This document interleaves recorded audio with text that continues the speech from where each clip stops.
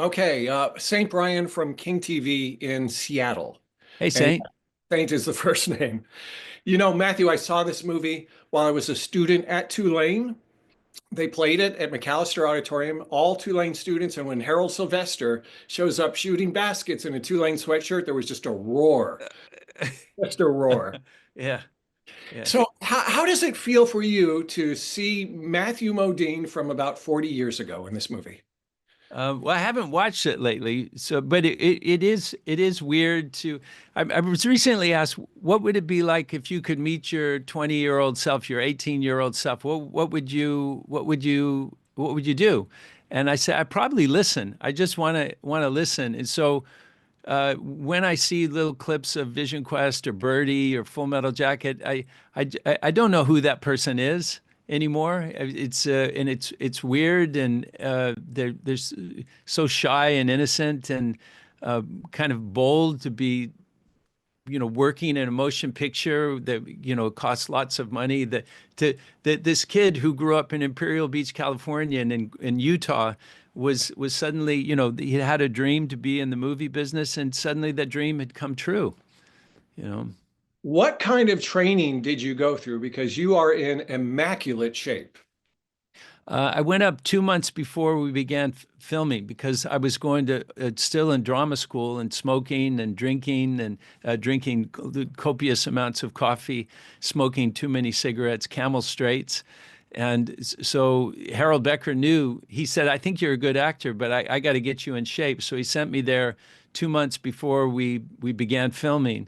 And I worked out with a fellow named Cash Stone, who ran the wrestling team at the high school.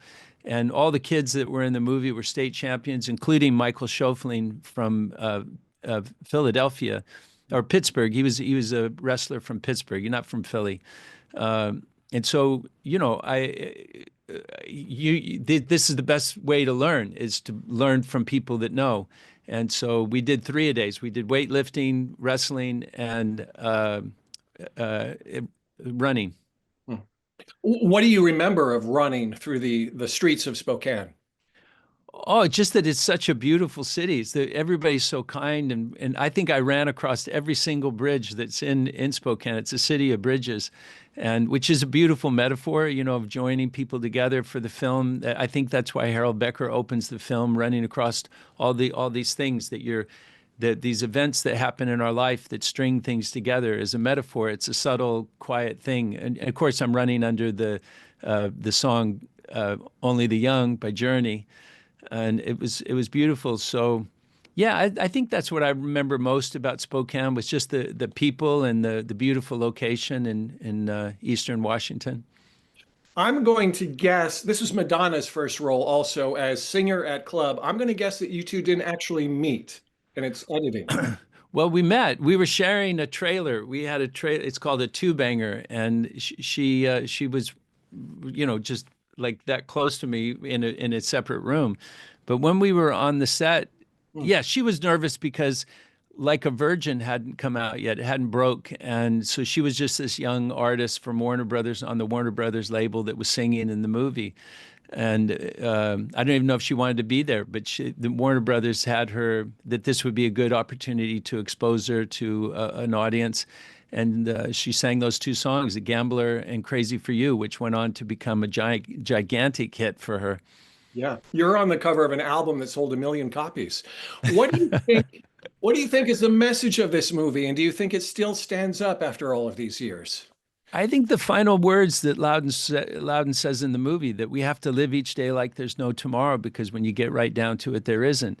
That life is fleeting, it's fast, and we say things, we do things that are inappropriate, we say things that are inappropriate. Sometimes we do things that are inappropriate, and all of those things, those mistakes that Loudon makes and corrects. I think that's one of the things that audiences really love about the film, is that it's so human, that we make mistakes, and we shouldn't be canceled for them, but we should use them as learning opportunities, and how to do better, how to be better, how not to say things that are inappropriate. Yeah, or smell things that are inappropriate. Matthew, Very thank you so much well for your done. time. Well done, Saint. All right.